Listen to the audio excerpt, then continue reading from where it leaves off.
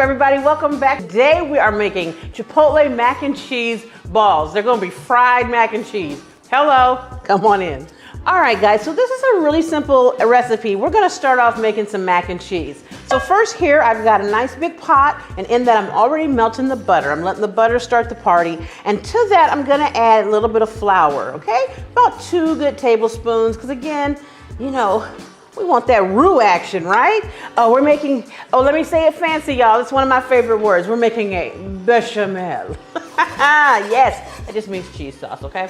All right, what we're gonna do is whisk together our flour and butter. And we're just whisking these together so that the flour can get absorbed, lose some of that raw taste. We don't want it to taste like raw flour. This is gonna be our thickening agent. And we don't want this to be quite as smooth as a straight mac and cheese when we eat it. We want it to have a little firmness to it because we're gonna fry this baby. Look at that. Now to that, we're gonna add some cream. I'm using heavy cream today. You can always use milk, you can use half and half. Pick a cream, any cream. I just have a thing for heavy cream because I figure if I'm gonna eat mac and cheese, if I'm gonna go for it, if I'm gonna do it, I'm gonna go all the way. I'm not gonna play with this thing, you know what I mean? No sense in getting light now, all right? Now we're gonna go ahead and mix these together. All right, and you see it happens very quickly. Hoping you can see that this is already starting to thicken up. It's not loose. All right, to this, we're going to start adding some seasonings. Now here's the Chipotle portion. I'm using a Chipotle type pepper today. This is a nice, any Chipotle seasoning or any Cajun seasoning, anything you want is fine. I like to have these a little Chipotle flavor to give them a little kick, because it's fun, you know, some mac and cheese balls. So I put about a tablespoon in. I'm gonna set this other tablespoon aside. And when we taste the mac and cheese, if we need more, we can add more, right? All right, look at that. Beautiful cheese, but cream sauce that's about to become cheese sauce. I'm using plain cheddar cheese on this one. You can use cheddar jack, you can use Parmesan, honey, pick a cheese, any cheese, they all work, but we're gonna go basic today and I'm gonna just use cheddar. Now, this cheddar is shredded freshly. I recommend that you freshly shred your cheese for mac and cheese. Do you have to? No, you can go ahead and buy the bag of your cheese already shredded.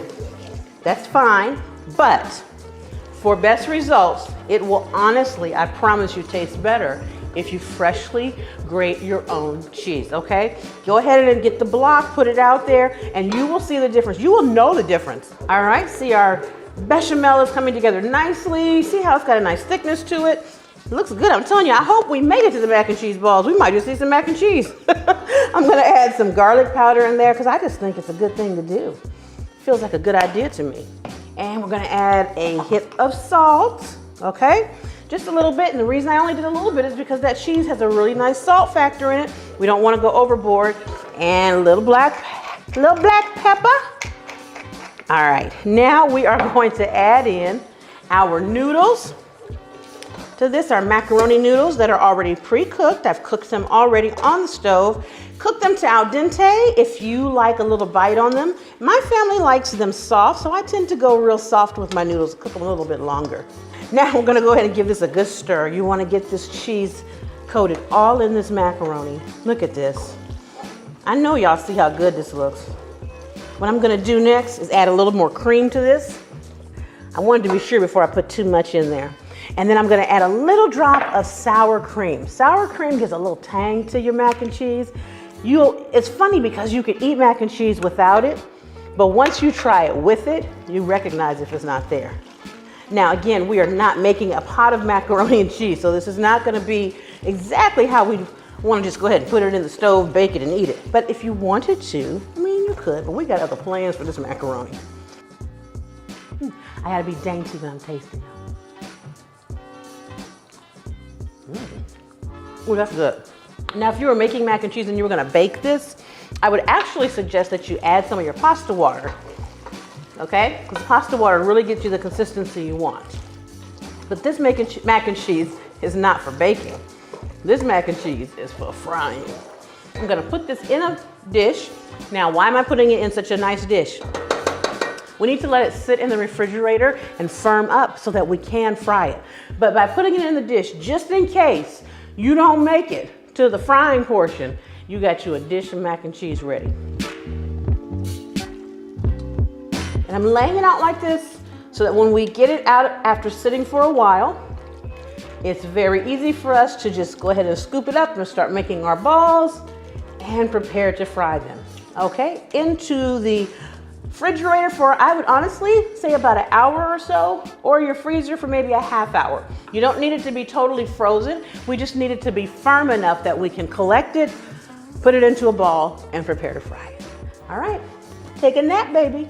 All right, guys, our mac and cheese has been in the freezer for about an hour. It's not frozen, but it's nice and firm. So the first thing we're gonna do is roll these into balls. We want to make them about even-sized balls because we want them to cook about, a good even, the same time, same amount of time.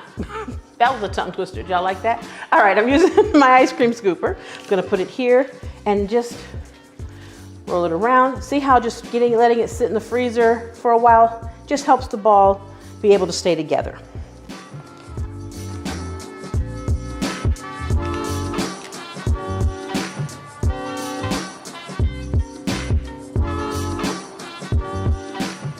Okay, I didn't roll all of them, but I rolled enough for y'all to get the picture.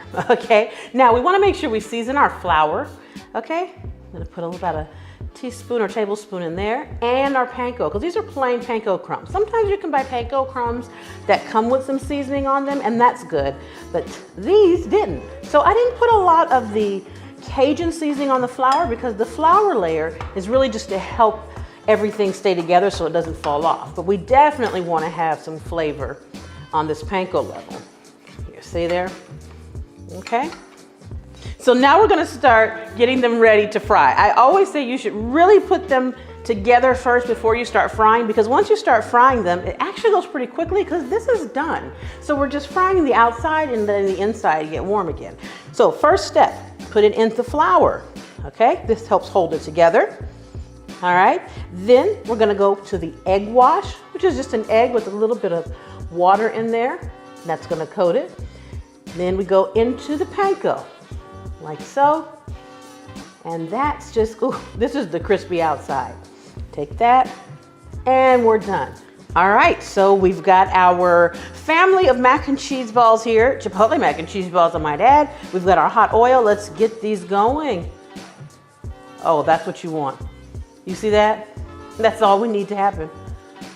Now I'm frying this in cast iron, okay? And I've got enough oil in there that I can turn it. It's not gonna float because there's not that much, but it's enough oil in here, see, that everything can, oh, I just want y'all to see how it all comes together, okay? And when we bring it all together like this, because we did that method with the flour and the egg, everything is sticking.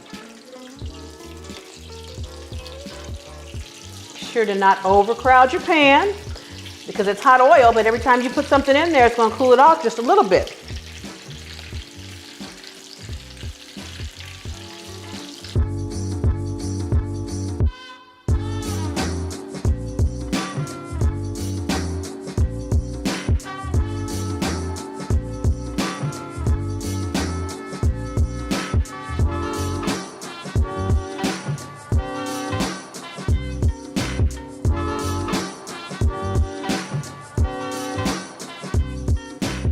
Well, fam, listen, we got the tasting for the thumbnail thingies and everything, and I totally forgot that I had to say goodbye to y'all because these are so good. Look, it's almost gone. Okay, I'm gonna eat some more because they are just that good. Be sure to like, comment, and subscribe. Love y'all. See you next time. Happy cooking.